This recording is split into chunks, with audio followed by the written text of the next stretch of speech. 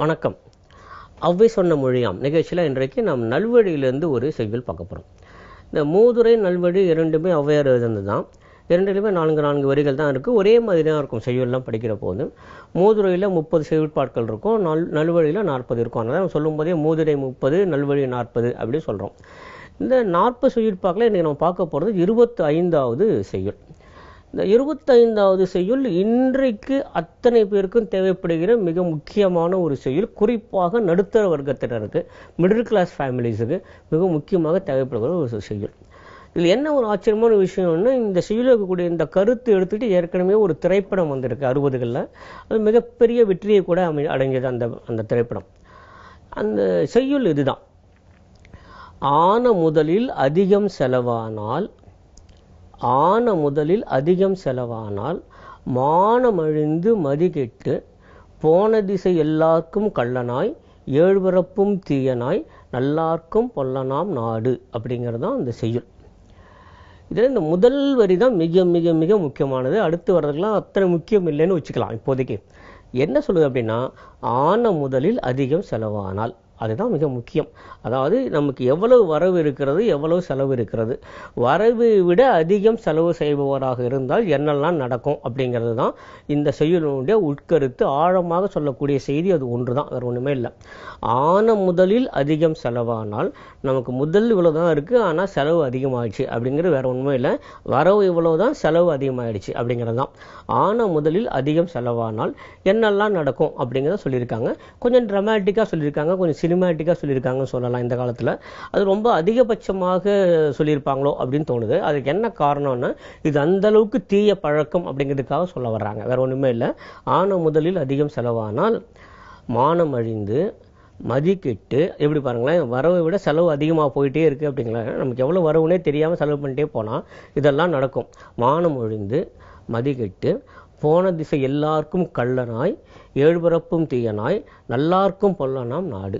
இவ்வளவும் அதனுடைய கான்சிக்வன்சஸ், அதனுடைய பின் விளைவுகள் இப்படி இருக்கும் அப்படின்னு சொல்கிறாங்க.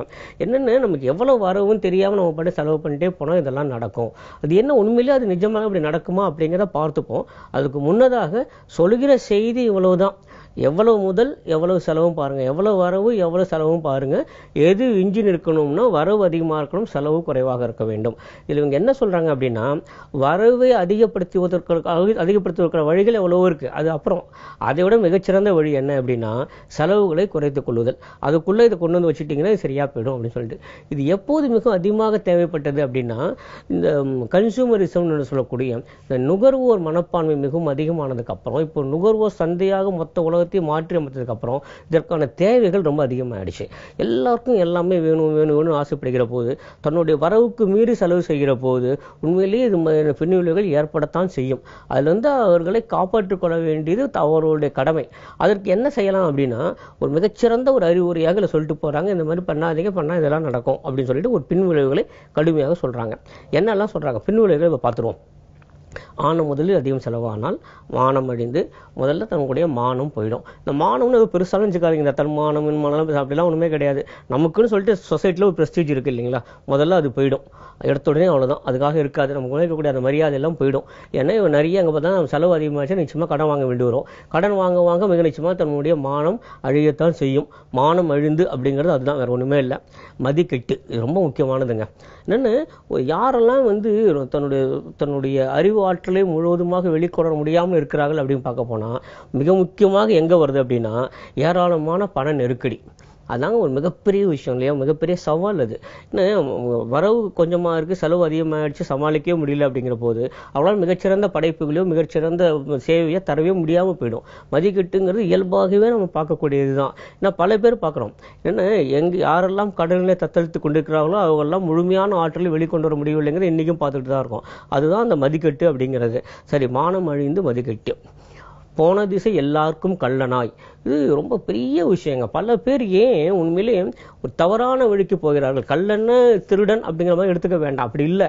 அதையும் தாண்டி அவங்க என்ன சொல்கிறாங்க, தவறான வழிகளில் போகக்கூடியது. இந்த எங்கே போனாலும் தவறான வழிகளுக்கு போவதற்கு நம்ம தூண்டக்கூடியது எது அப்படின்னா, இதுதான் மிக முக்கியமானது. செலவு அதிகமாக இருக்கிறது, வரவு கம்மியாக இருக்குன்னா அதுதான் செலவு செய்யும், அதுதான் தவறான வழிக்கு போக தூண்டுது.